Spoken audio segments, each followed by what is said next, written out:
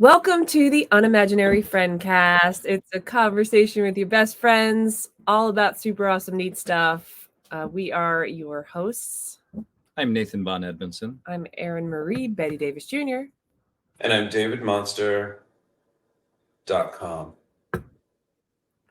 And this is episode 317. You might have noticed that we've been off the air for about a month, and we are going to take this episode to explain why we've had an absence. I have no idea. David has no idea. Yeah, he's shrugging. Do you know? I know. Oh, okay. Yeah, I know too. Okay. You do know? Yeah. Why? Erin had a baby. Erin had a baby. Wait, Erin had a baby. Wow. Me. Okay. Yes. Why didn't you tell anybody? I know. Yeah. What does this make? 13 kinda... or? Oh, sorry. Go ahead. Yeah. This is our 13th baby. Our second and final child was born on May 15th. Wait, Nathan? Wait, sorry, I have to interrupt. Did Nathan make the decision that this is your final child?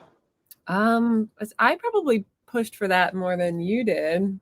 I keep joking that we're gonna have a third and sixth child, but I think 2 is enough. I'm not craving many or really any more kids, but Erin's decided that 2 is enough. So, well, I Well, mean, what are you gonna do? you're welcome to do it if you want another. This is America, and in America, it's the white man's job to decide what the woman's reproductive system does. Okay, I'm just going to say that and then let you guys talk. Go. That's a good point, that it's really not up to me. So I guess we'll see what our future holds. Yeah, we'll see if there's some mistakes in the future, but some accidents. I found that when we were going through this journey, listening to people's birth stories were not only really interesting because they're all crazy usually. Obviously they can be crazy bad, traumatic, or crazy happy, or the whole spectrum, but also helpful. So I wanted to share some details about my story because it was not only crazier than the first time, but harder and more intense and just more everything than. And normally you hear that your second's going to be quicker and faster and easier and your body already knows what to do. And I didn't find that to be the case at all. So we're going to just take a little bit of time and go through that, share that story. And if we have time, we're going to talk about all the Scientology news that's happening. If not, we'll share that on another podcast. Wow. I just want to say that, I don't know if you remember, but in the last childbirth episode, you did say there were moments where you just concentrated on not dying. So now you're saying this birth was worse. Oh, yeah. Well, okay, then. Off we go. Your shirt kind of sums up what the experience was like. It was like, fuck. Pretty much. Well, for all the listeners, I want to say that Erin's one of those crazy people who worries about her child's well-being. So she, researched and didn't take any drugs that might harm the baby. So she's one of those wackos, but go ahead. It's funny. It's like when you're in it, you do feel crazy for making that choice. And then when it's over, you're like, I'm so glad I made that choice. But I know we usually do news, and I don't think that Nathan and I have any news that's beyond what we just shared. So David, if there's anything that's new and interesting in your life. You know what? Because I had really good news. I'm going to share the news I had before the Scientology stuff, because the Scientology stuff is crazy, and that's big news. And it's big news personally. It's not just that we're going to share what happened in Scientology, but what happened to me with the Scientology rapist case. But yes, I went to South Dakota and I visited Mrs. Monster. And I just want to say that, yeah, I'm not even talking about Mount Rushmore, which is awesome, and South Dakota, which is absolutely beautiful. I was shocked. My news is bigger than that. There is a MAGA bubble. It is very real, because I was talking to people in South Dakota, and my mother, who she sits down with the 2 people she lives with, and they watch the news every day. They start out with Good Morning America and all that stuff. And I mentioned about Fox News lying and admitting to lying about the election, that they knew that the election was a hoax. And the people were like, what? You know, that Fox News had to give almost $1 billion because they lied about the election. They knew the election wasn't stolen. They knew it. The reporters, Tucker Carlson and several others, had to make statements where they said they knew that it wasn't stolen, yet they kept reporting it. I mentioned this and people were like, what? And my mother's like, what? No, did that just happen? I was like, what are you talking about? Like, it's in the news. Like, it had to be reported. They had to make statements. None of them knew it. The outlets they watch and listen to, none of them reported it. Not one thing was reported. There is a MAGA bubble, and it's now I understand why half of the country is out of their fucking white minds, is because they don't hear everything. Fox didn't have to report it on their outlets. Yeah, no, they're it's in their best interest to not report that. And even like Good Morning America, I'm wondering if it's owned by Fox and stuff. Like, none of these people reported it. They didn't hear it on any of their news channels whatsoever. Not one word of it. I think GMA is ABC, which is Disney. So I don't. All right, it could be. All right, I said Good Morning America. I don't know. There's like 15 morning shows, and I had to sit there watching it while reading breakfast, and it's just people talking about nothing. So I don't know if it's Good Morning America. It's one of those. Morning Like, Joe reported it for sure. Fox does have their Morning Joe is another one that she mentioned. Fox and Friends. Maybe they watch Fox and Friends. They definitely wouldn't report it. Could have been that. It's a shame that they weren't forced to. It was actually part of the settlement that they don't have to report it. Yeah, there was one. It's actually sad. There was one amazing news clip of a reporter on Fox, because the 5 o'clock hour is actual news, where they're actually kind of a decent news source, and the reporter was saying, "Oh,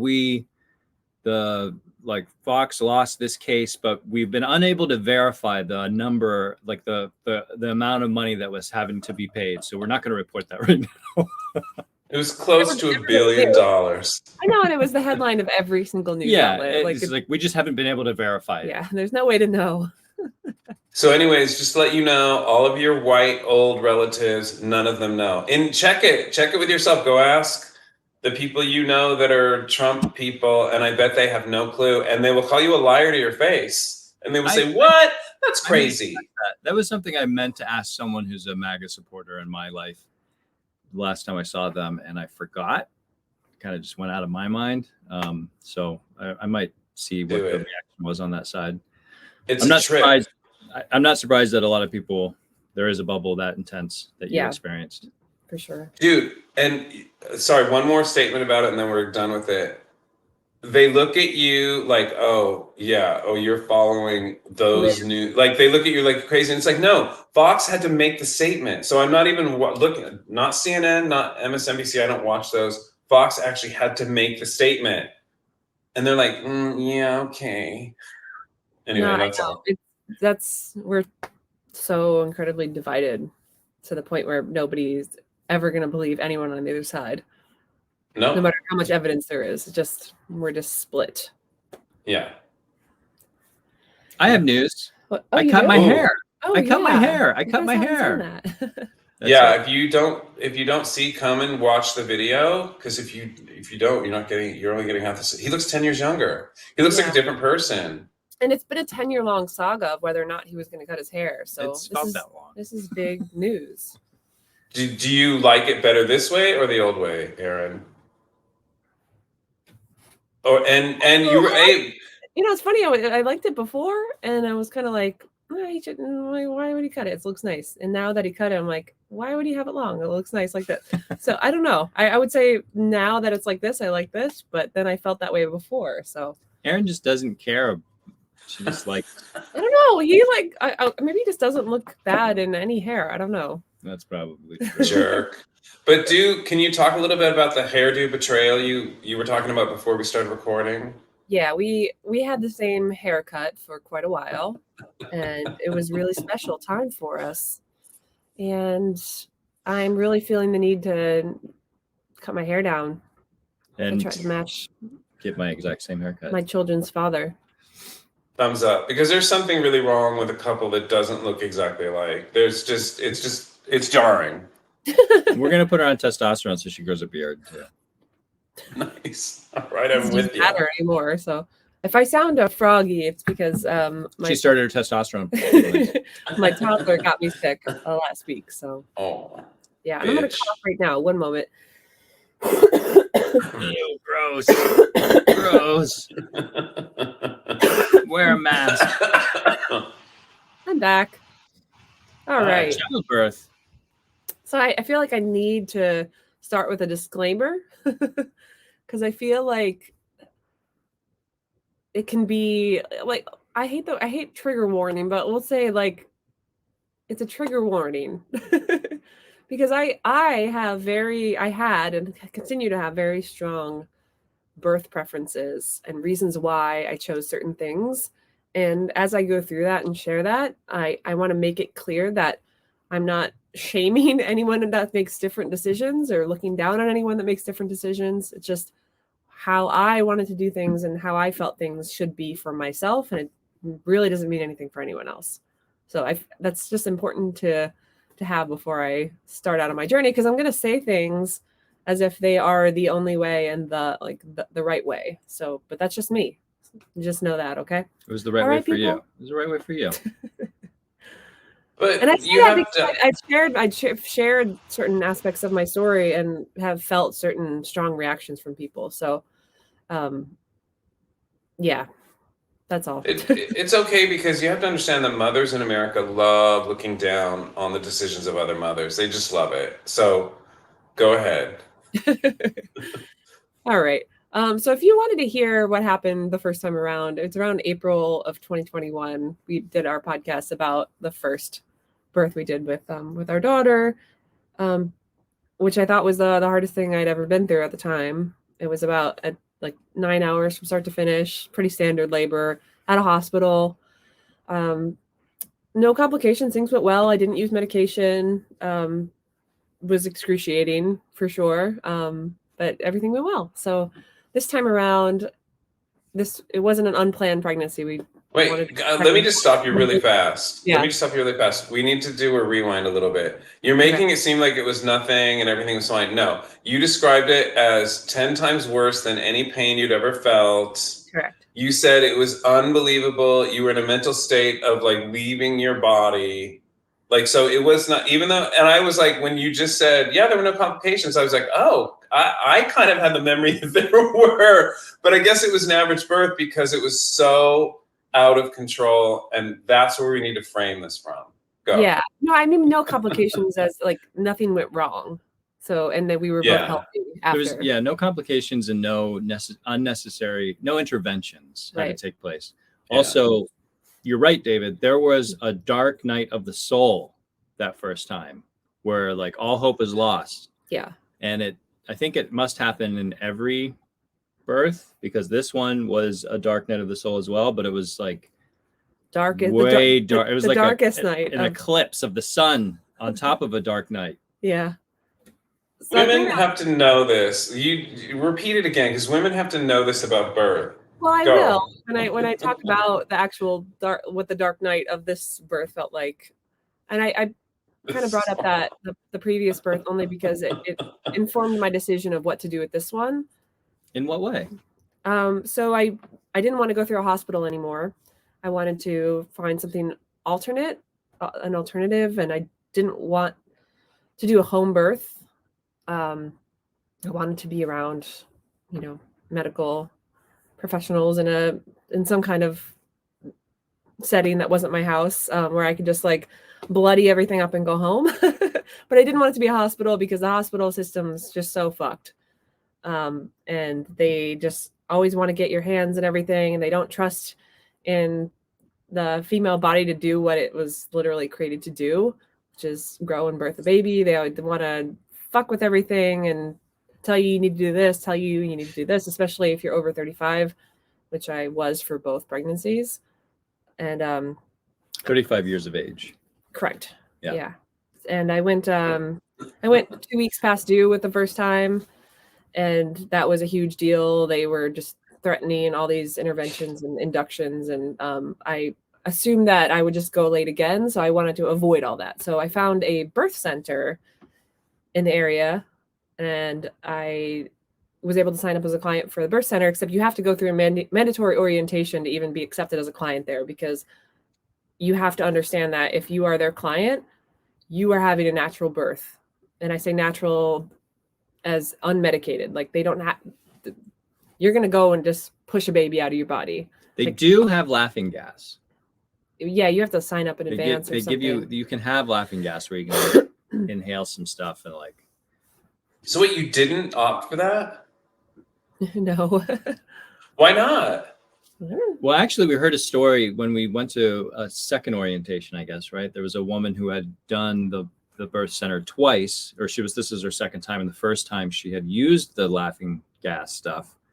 And it apparently slowed her birth because she was so relaxed from like hitting this drug like every 30 seconds she was hitting it and getting pain relief. But she relaxed so much that she kind of just wasn't progressing with her birth. So really when it comes down to it, like any intervention, and that's anything, that can be like an epidural, that can be laughing gas, that can be them breaking your water, like anything that's not a natural part of the process, your body just doing it affects the process somehow. It doesn't always mean it's going to be negative, but it can. Like most people that get an epidural, like the mother's heart rate will drop or the baby's heart rate will drop for a period of time, and that can create panic amongst the medical team and make them want to speed things along or make them want to do a C-section. Like there's all kinds of things that happen, even if you do what seems like the smallest thing. So I was just like, hands off, let me do. I was feeling extra confident this time around too. Like my body did this once before, can do it again. It's going to be way faster. It's going to be way quicker. And we were even preparing to birth in the car. We're like, this is going to happen so fast.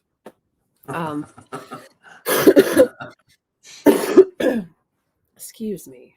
Anyway, so we passed the test with the birth center. They're like, okay, we believe you that you're okay having a birth in this way. Because there's a lot of people that think they want to do the birth center and then they go through the orientation and are like, okay, no, I need to have access to an epidural. I need to have access to this or that. So, which is fine. So we decided to go down that path. And I would say the one thing I'll share is that the first pregnancy I had, it was like textbook, like start to finish. There was no issue. I didn't even have any like food aversions or nausea or anything. It was pretty. For the whole pregnancy? Yeah, I was going to say it was no pregnancy is easy, but it was pretty, I would say considering it was pretty easy.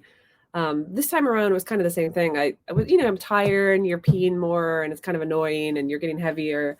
But I did have an actual problem this time that landed me in the ER. I was around 11 weeks and I had like a big bleeding episode. So of course we assume that we're having a miscarriage or, something was wrong. Yikes. So we ended up in the ER and they did a bunch of tests and the baby was okay. It was just basically a spot that was hemorrhaging where the placenta wasn't fully attached to the wall and it was bleeding and the blood pooled and then it like gushed out.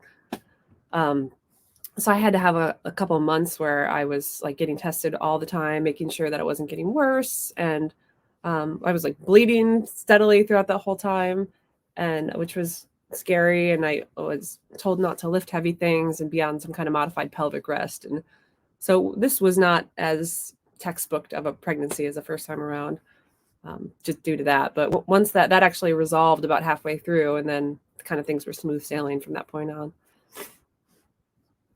Yeah. I just figured I'd share that. Yeah, no, totally. No, it's good to share because birthing is crazy. So we need to know about it. Yeah. So anyway, yeah, I kind of fast forward to the end. So the due date was May 26th. I had assumed that I would go late again. So it'd be a June baby. And I toyed with the idea of hiring a doula. If you know what a doula is.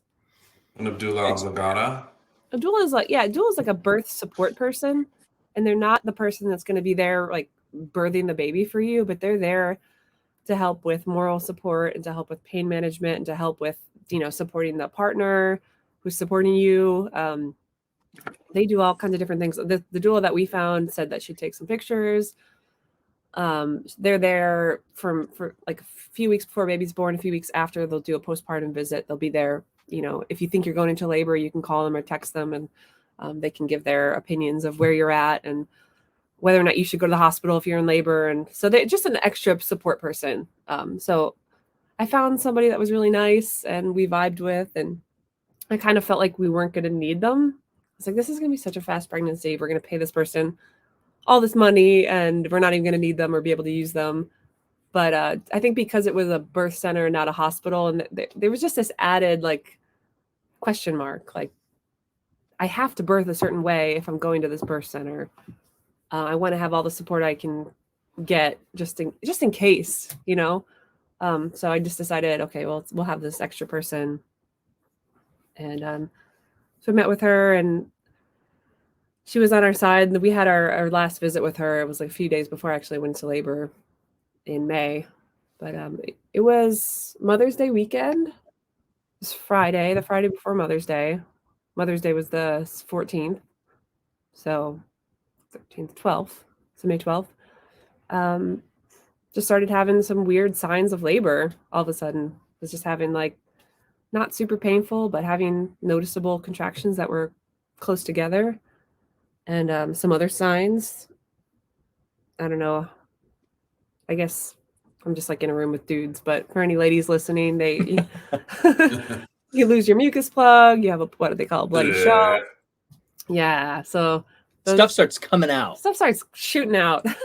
You're just like walking in the supermarket and splooge. Yeah, the cork pops. Wait, what was your actual due date? Just so we have a reference, what was your actual due date? May 26th. May 26th. Yes. Okay. So it's May 12th. Okay, yeah. Go. Yeah. So I was home and that stuff was starting to happen, and I was like, okay, it's still way too early.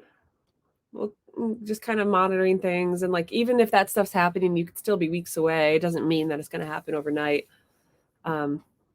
But as the day progressed, I realized they were becoming more painful, more frequent. So I decided to start timing them. Around Friday night, it was like 7 o'clock or something. I was like, okay, I should start timing these. This seems like something's starting to happen. And just for reference, they tell you to go to the hospital or to your birthing place if you have 5 contractions that are 5 minutes apart and they last 1 minute long. So you don't have to memorize that, but like that's what I'm aiming for. When you're timing them, you're like, okay, are they 5 minutes apart for an hour? Are they a minute long? So they were a minute long, but they were like 6 minutes apart. So I was like, okay, so we're not quite there yet. We're not quite there yet. But the entire night, Friday night, it was like that until about 4 or 5 in the morning. So every 6-7 minutes, I was having a really painful contraction for a minute long, to the point where I wasn't able to go to the hospital, but I couldn't sleep and I was really uncomfortable.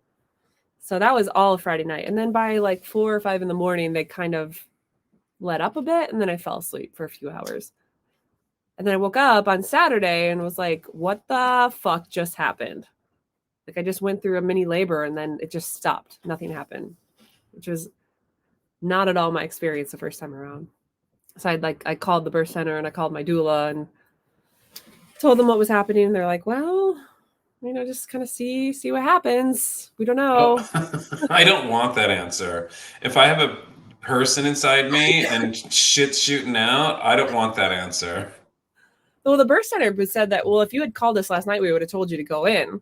But I'm glad I didn't go in because labor would have stopped. And then I would have had to go home. So ultimately it worked out. So then Saturday was kind of just, I think I told Nathan, I was like, we got to prepare the house. I was like, something's funky. Something's going to happen. Like, I don't think I'm going to make it through the weekend. I didn't think put tarps down and stuff. And that's right. Like I didn't think I'd make it through Friday night, let alone the weekend. So, and we weren't ready yet because it was early. So we started moving stuff around the house and just getting all the last minute stuff ready. I was like cooking crock pot meals to freeze and just getting all the last minute stuff ready, like diaper stations and stuff. And then as the day progressed, so it was like Saturday evening again around the same time, the contractions picked up. They were painful, but they weren't close enough apart. And then it was another night of that, of just painful contractions that were long, like a minute plus long, every 6, 7, 8, 9, or 10 minutes throughout the entire night. So we're going on 2 nights where I was in labor, contracting, and not sleeping.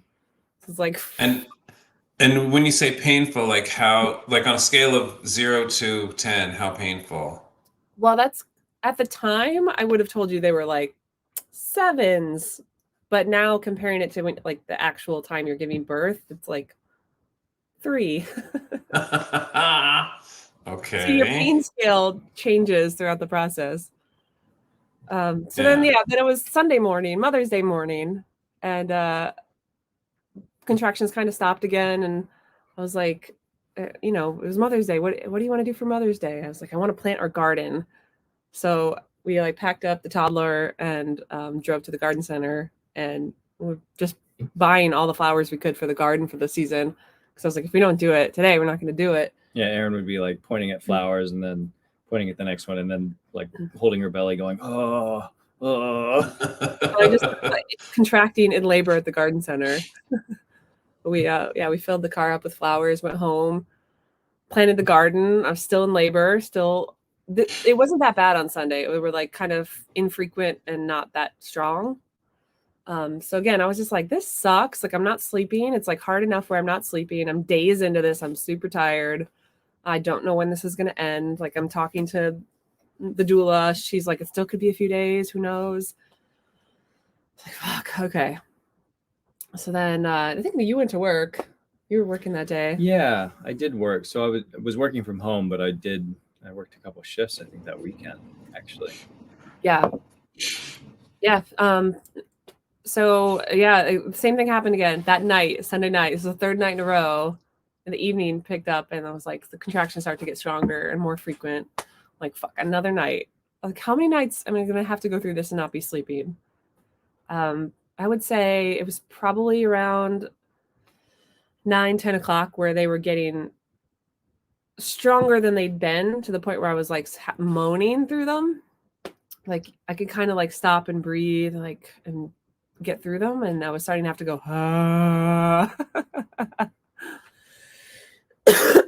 so then I was like, this might be it. Let's see. Around 2 a.m, they were like intense to the point where I was like, this is it. We got to go. So the first thing we had to do was get someone there to watch our toddler who was sleeping.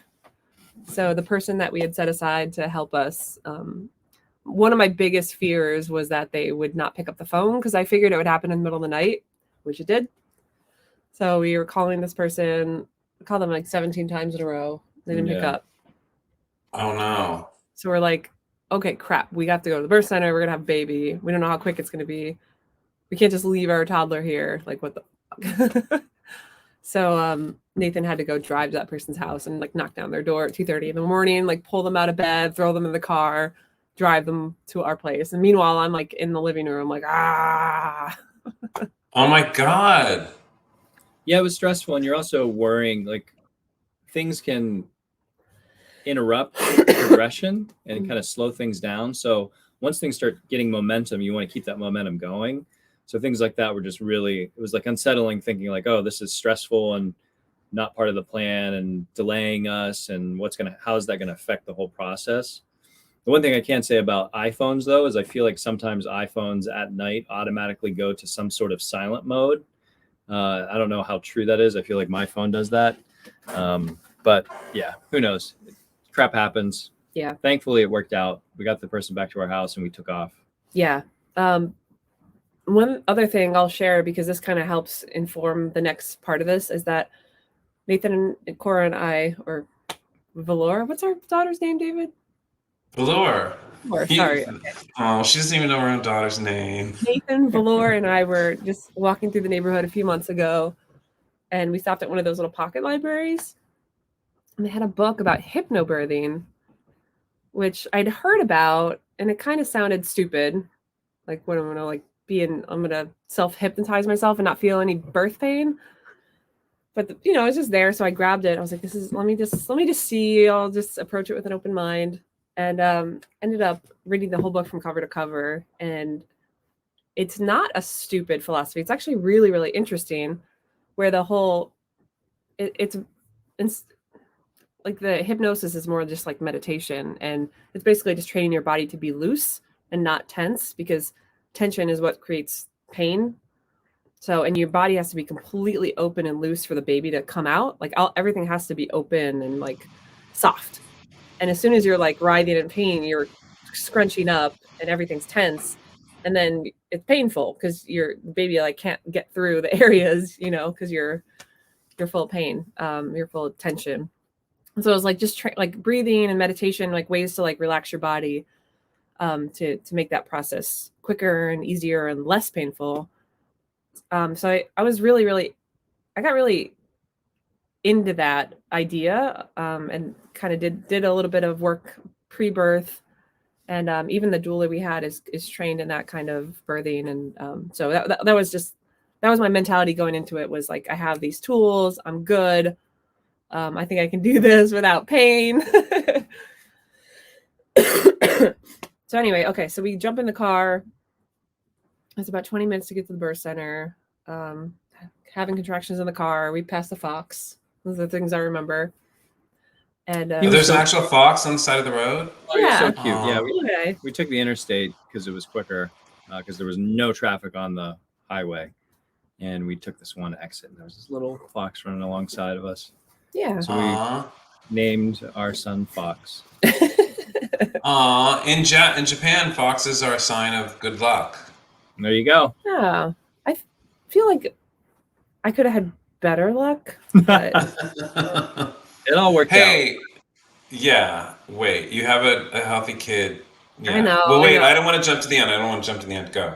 No, it's fine. So yeah, we show up at the birth center. It's like it's not even 3 a.m, so there's really no one else there. But there's 2 midwives that show up to let us in. It feels like we're being let into a hotel or something, because we're like a hostel. Excuse me. Yeah, so because it's just like a room with a bed and a big bathtub. Like the one picture I have of Nathan and I holding the baby right after he was born, someone's like, "Oh, you did it at home," because it just looks like your house, just a bed with some lamps, you know. Yeah, it's very casual. Yeah, they were like really wonderful, and we got in there and things kind of slowed down for a little bit, which was, we were like, fuck, oh my God, we're gonna have to be sent home. But I picked up again. Things just got more intense. But I was using these hypnobirthing methods to really get through contractions, and I was doing really well with it for a while. Actually, for most of it, I would say for the majority of it, it took a lot of concentration, but a contraction would start and I'd implement these strategies, and it really helped to get through them. And not to say that I'm not going to say it was painless, but you could really manage them that way, in a way that I wasn't able to do my first birth. Yeah, there's 2 things I want to point out before we get to the meat of this, is that this whole thing for her was obviously so much more painful, and you'll see why. But it was also awesome watching her, because she was more competent this time. So she was able to handle more on her own in a way. Obviously she's handling it all herself, but she just those coping methods that she learned, she was implementing. So it was like the first time I feel like I was like hanging on to her the entire time, just offering as much support as I could. And this time I felt like I could feel even a little bit more hands off. And because she was just doing it herself. And then it got really intense. Yeah, that's true. I was able to use, they had like a whirlpool bathtub, which was awesome, which we didn't have at the hospital. And like, when I tell you that they will create a vibe for you, like, so picture this, David, this is like my Sophia Petrillo moment. Picture this. You're in like a hotel room with this big whirlpool bath. All the lights are dimmed. They have all these candles lit. We have Smashing Pumpkins playing. What else? There was Smashing Pumpkins. It was like pillows and like, I don't know. It was just like comfort. Wait, were there snacks? I brought snacks. I really wasn't hungry. I was more thirsty than anything. Oh. But they they're really supportive of just creating a vibe that you feel really good in.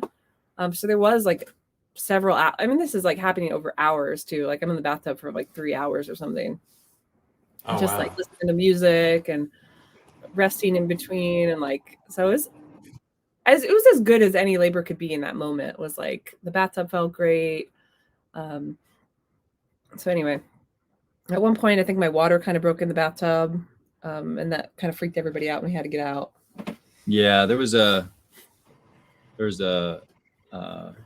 cloud of fluids that came out, and I know you'd love this story, David. And then so it's the jet streams are kicking, and then suddenly the water got bubbly, like there was soap that was added. Oh my God. It's vagina soap. Yeah, but not vagina soap. And then I think since there was some blood, there was like this like dark matter that started appearing everywhere.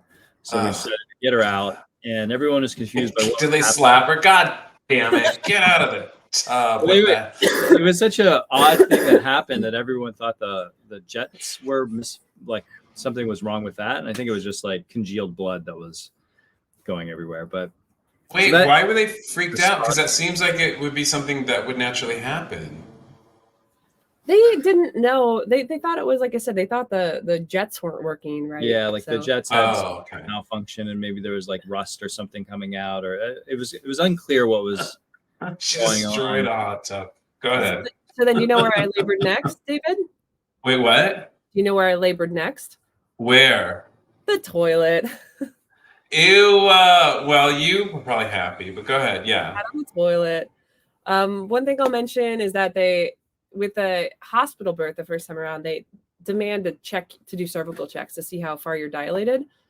And the birth center, they let you do it or not. So I opted to not do them. Well, actually, I did a couple, but I didn't let them tell me what it was, because the first time around, it's kind of demoralizing when you're like in a certain amount of discomfort and then you're told you're only like 4 centimeters and you think you're 10.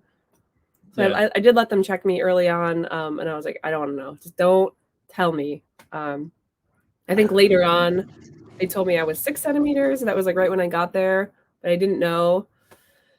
And then like, I don't know how many hours it was later, I let them check me again. And I didn't want to know. I think I was like 9.5.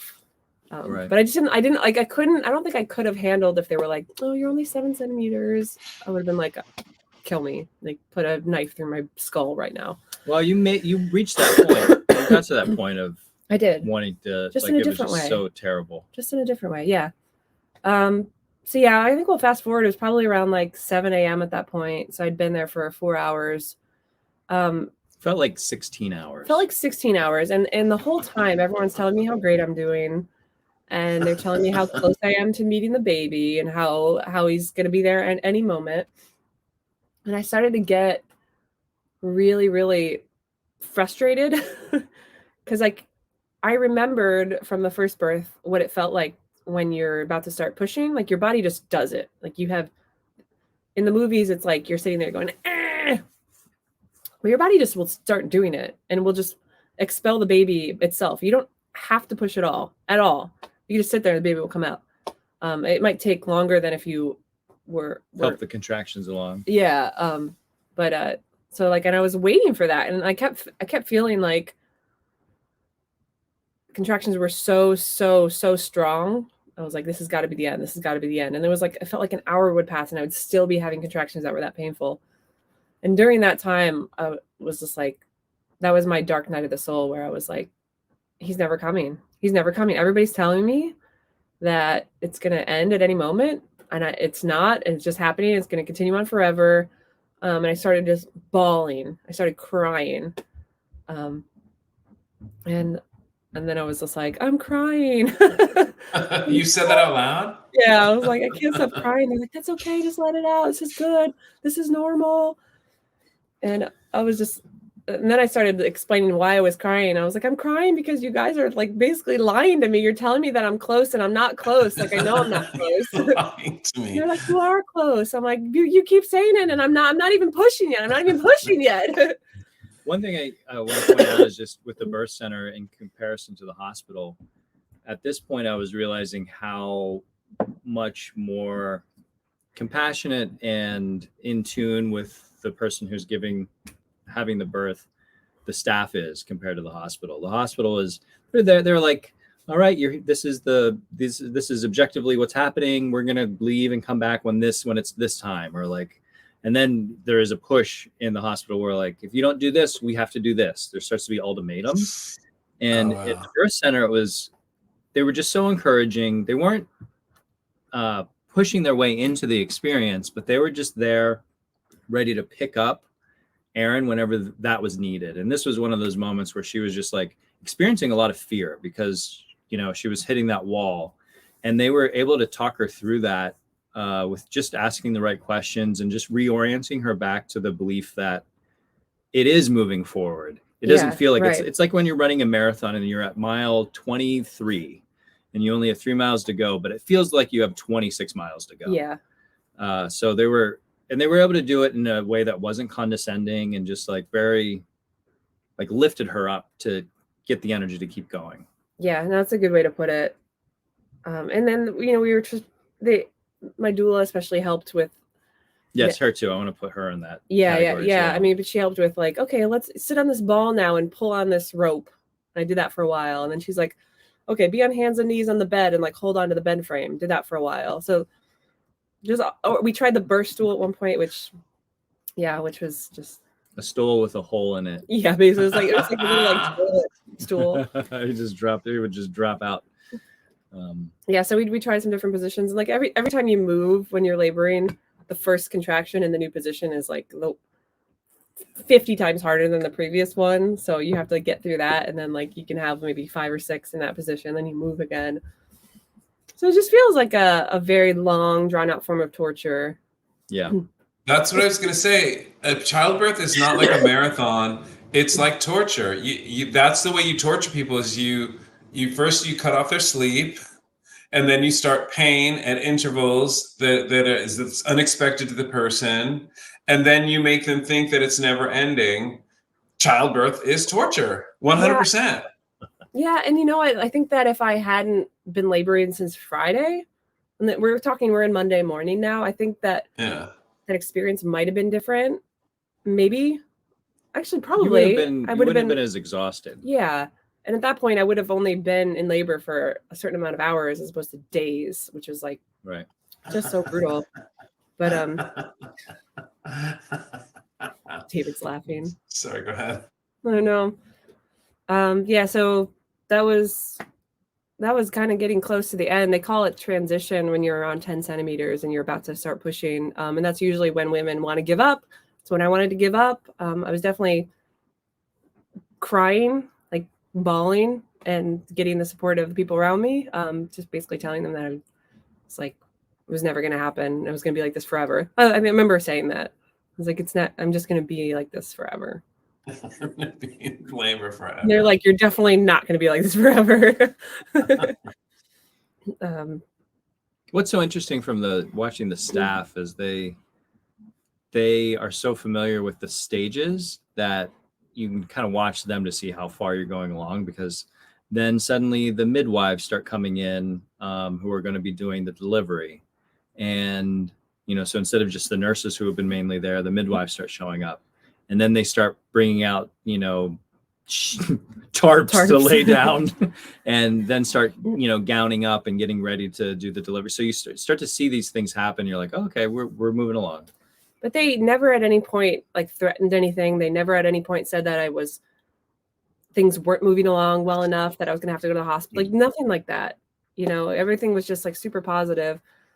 And what was really cool is when they got gowned up, they just kind of sat at the bottom of the bed. There was like 4 women just all sitting like around us, just sitting there quietly, like just waiting to do their job, but not rushing her, like not giving off any energy of like, hello, we got to get this done. Whereas in the hospital, they're like, we're going to have interventions in 30 minutes. Yeah. They're just sitting there waiting. And then anytime Erin would like express a worry, they would just like knock it down with like the right response, and encourage her again. Yeah, it was Yeah, it was awesome to witness. Actually, it As brought a- me to tears a few times. Actually, Yeah, no, there was one point we were like, I was laboring in bed, and they just had Nathan lay down next to me, and we kind of like dozed on and off together. So it was a really interesting experience. It's just like just very, very, very different than the hospital experience. Even though they were encouraging and wonderful to you, wasn't it a little bit disconcerting to have 4 women quietly just staring at your hoo-ha? No, at a certain like for the majority of labor, you have there's no like modesty or sense of, oh, like I don't want people to see me, or I'm acting like a monster. Like you don't give a shit. So your boundaries are yeah, I can imagine, yeah. Yeah, and I would say like around 10 centimeters when it was like at the very, very end. All those tools that I was using that got me through, they weren't working anymore. They weren't working anymore. And it's like, listen, I didn't do the whole hypnobirthing program. So I think that maybe if I did from start to finish and like really was trained, I could have gotten through to the end. But like I was too exhausted, and it was just too much. And I kind of let it overtake me at the end. That's why I was crying. And there were certain parts of the time I was there where I'd just start shaking uncontrollably at certain moments. I'd be like, why am I shaking? They're like, it's normal, it's fine. You're supposed to be shaking. It's hormones. Like, okay. Like, could barely walk. My body was jittering. You were walking around during all this? Yeah, the whole time.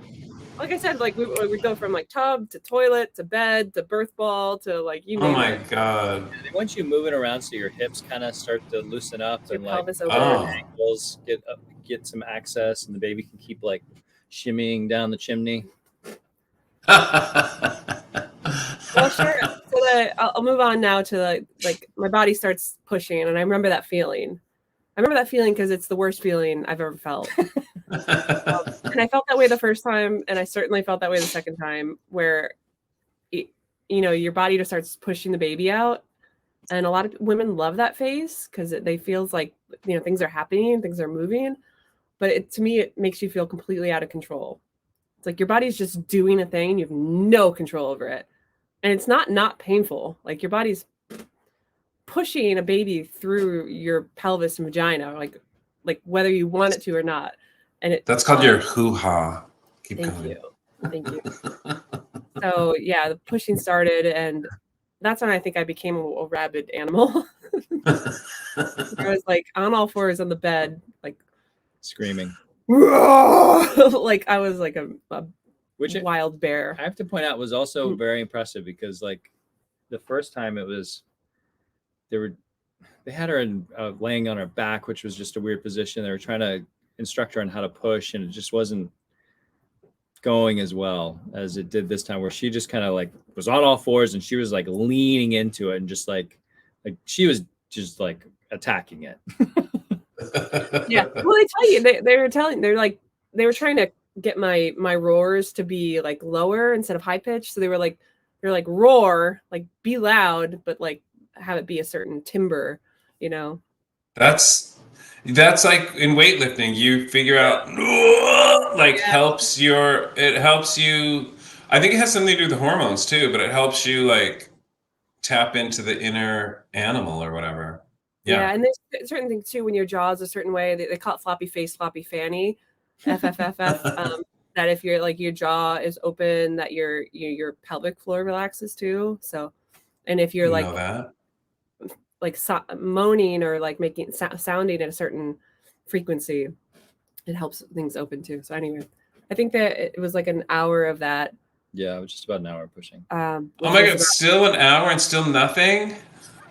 Yeah. This time was interesting though, because I could feel the baby coming down the whole time. But he comes down and goes back up, and then comes down and goes back up. Yeah, no. When you talk about like the definition of torture, yeah, like that's got to be the dictionary definition of torture. Because I remember with Cora, it was like everything was just pain. So I couldn't pinpoint any sensations. This time around, it was like I could feel everything. You had a 3D map in your head of what was happening. Totally. Because when you're pooping, and if you move on the toilet, like poop will go back up. Do you know? Come on, we all know that, right? That's exactly what would happen to the baby if I would change positions. you go, and I would lose like the few inches I got on the last push. So it was just like fascinating to be able to feel that. And then when he was like right towards the end, I remember that one of the midwives was like, when you feel the ring of fire, push like hell. And like the ring of fire is like, it's like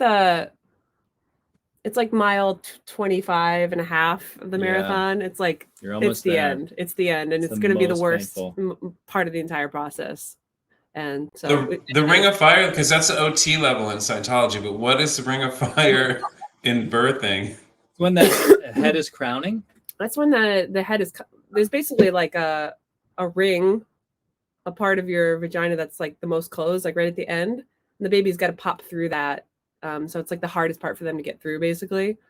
And is it the most pain of all? Oh yeah. Yeah. And I didn't feel it the first time around. Like I said, it was all just pain. This time around, I was like, oh, I know exactly where the baby's at. Saving the best for last. But it was like, I was like a rabid bear in that moment. And they told me to push harder than I ever could imagine pushing. And I did. And he was like out in one push at that point. He like popped out. It was ridiculous. And according to Nathan, like he just like flopped under the bed. Like no one was even there to catch him. Well, they were there, but it was like, so with Valor, her head popped out, and then it was like some moments before the rest of her came out. It was like another contraction, another push.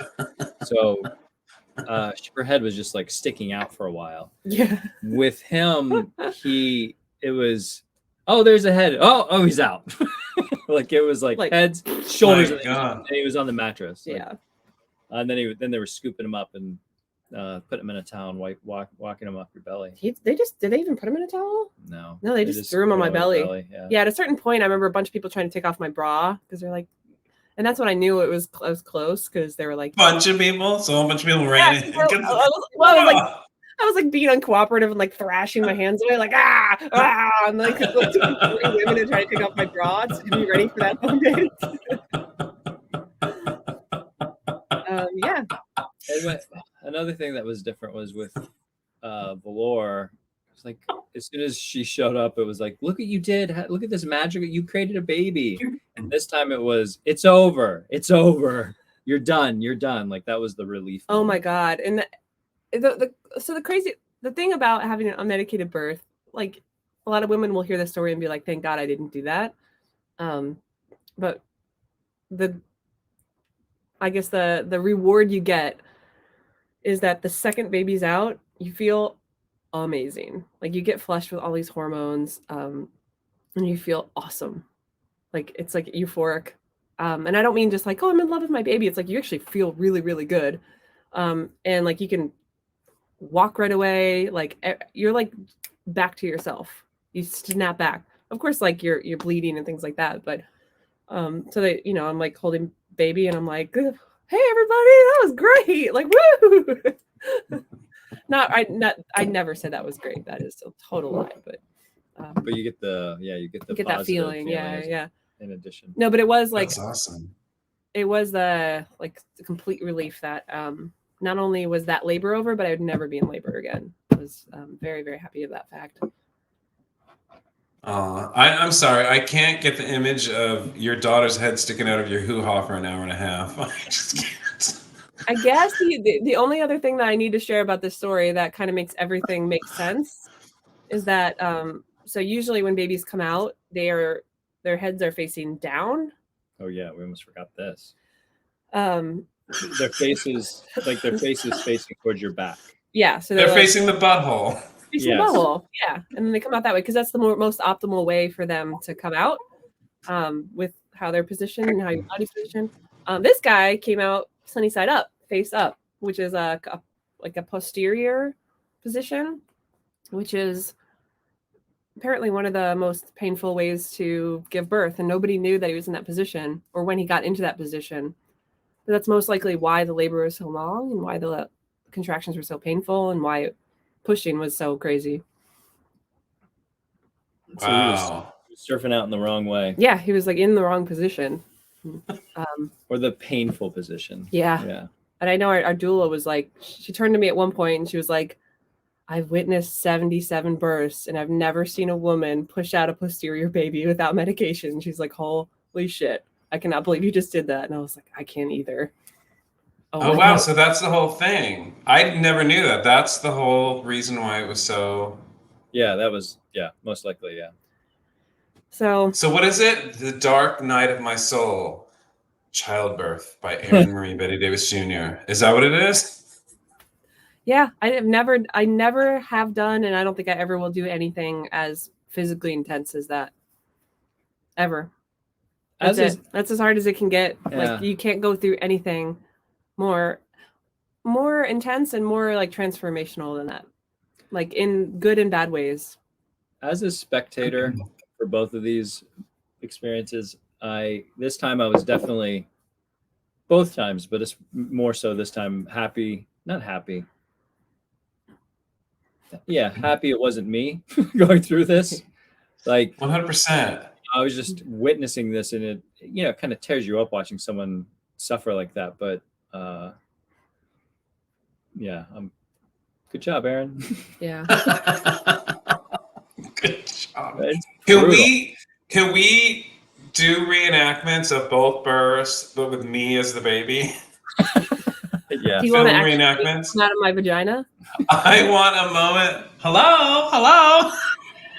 My head's sticking out of your hoo-ha. Hello, help!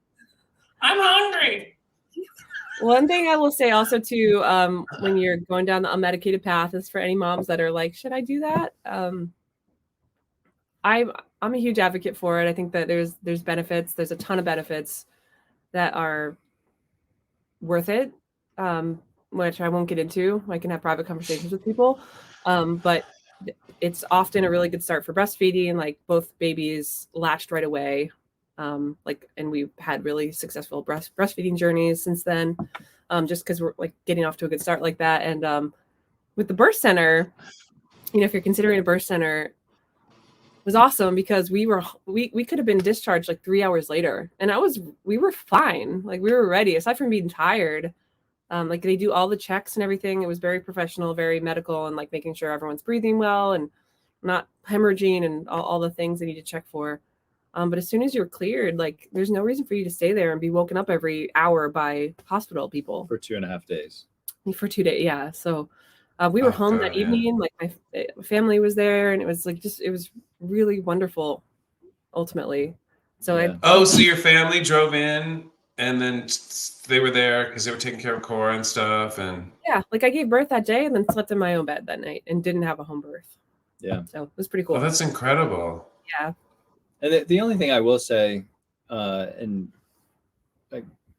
we don't have to get into it deeply, but look, one thing you mentioned to me about wanting to do an unmedicated birth is once you start having interventions, it seems as though there's a likelihood that there can be a cascade of interventions that occur after that because you're pushing something forward when it shouldn't happen. So then other things need to be pushed forward.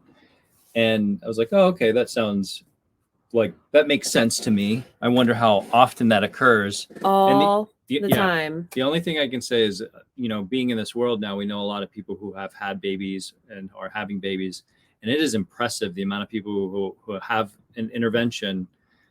Usually it starts with an induction where they induce the baby to come earlier when they think it should come. And it's just a cascade of problems or other interventions that have to occur after that. It seems more likely than unlikely that is what's going to happen. I would say of all the people we talk to, and like I said, I love listening to people's birth stories, no matter what they are, no matter how they go. I think it's fascinating, like having gone through it myself. So I always ask people stories and listen. And almost always when people have, especially inductions, sometimes it's fine, but almost always it leads to something that they didn't want. Yeah, I don't know the stats. I'm just talking like just from people we've talked to. Yeah. So anyway, yeah, that's our like soapbox of like let your body do what it. And don't listen to me because I didn't do it. You can listen to me. All right. There's two things everybody's tuning in to find out. All right. First of all, yeah, blah, blah. I'm a woman. I had birth, blah, blah, blah. It was hard, blah, blah, blah. Everyone wants to know, did Nathan have the new hairdo during the birth or not? No. Oh, no. So when did he get it? He got it after the birth. Got it after the birth. Okay, so that's it reached the point where, like, even pulling back my hair, there was still just hair coming into my face all the time, and I just could not handle it anymore. And that was probably half of the reason I chose to cut my hair, but it was a pretty important part of it. David, I know you're going to ask next if I pooped openly in front of everybody on the table. Ew, no, I know you did, because you want to know? every there's something that happens at every birth that people need to know is they poop, which is gross, which is so rude and disgusting, and then shit tears, which is horrible, horrifying. Not it always. Didn't tear. Nothing tore. I had a small tear this time, or like first degree tear. But I think it's only because I forced those pushes at the end. I think that if I would have just let it go, because there's a lot of education out there about how to push to not tear, and a lot of people don't tear. You don't have to. Oh wow! But it does occur often. It does happen often. Yeah, regularly. Yeah, certainly. Like 80% of the time, yeah. And then, go ahead. Sorry. Yeah, I think that's all. You had one other thing, David? Yeah. Oh, before I get to the main thing everybody wants to know, I just realized there's going to be some years when your baby's birthday is going to be on Mother's Day. A lot of years it's going to be after Mother's Day.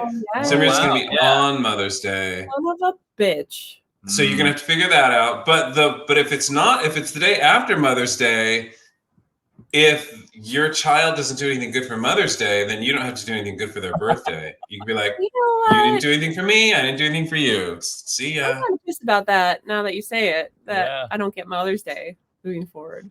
Well, that's going to be a Nathan thing, I think. Nathan's going to have to figure out how to maneuver that. Also, if we're going to have a birthday party for our son, nobody's going to want to come because they're going to already have their Mother's Day plans. That's right. Yeah. Yeah. So you're going to have to, there's going to be some figuring of that. Damn. Yeah. Think about that. So the big thing everyone wants to know is this baby velvet or vinyl? Vinyl.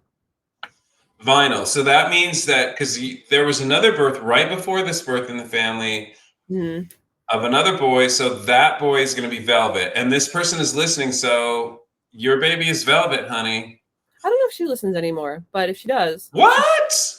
I don't know. She's got a baby. She's busy. That's so, you know what? Priorities. Women with their screwing around with their babies. Let her know that her baby has been named to make sure she knows. Velvet. And so there's a billion babies now in your family all at the same time. When's Baby Palooza going to happen? What's that? It's when you guys all get together and show off your stupid babies. Oh, it should have happened this weekend. Yeah. But we weren't traveling for my family reunion, so I don't know. At some point we'll have our babies together. Oh no. Outfits. Yeah, so there's a family reunion this weekend. You guys decided not to go with your stupid dumb babies? Right. Correct. It's pretty far to get to my stupid dumb family's place. Yeah, we're kind of all still sick. I love them. And we're not even 4 weeks into this journey. So yeah, everyone's just getting over a sickness. So it just all of it kind of. I understand. Hopefully everyone else understands. The women will say they understand, but they're going to be talking behind your back. Well, if it was my family, they'd be like, yeah, you guys, I remember you guys have a supportive family. In my family, they'd be talking behind your back. They'd be like, oh, Erin, stay home, you're sick. And they'd be like, that bitch. I think they were all just bummed that we couldn't be there, and we were bummed that we couldn't be there too. So I would say some final notes just to share about in general. Cora was 2 weeks late. What's her name? Valor was 2 weeks late. Vinyl was 10 days early.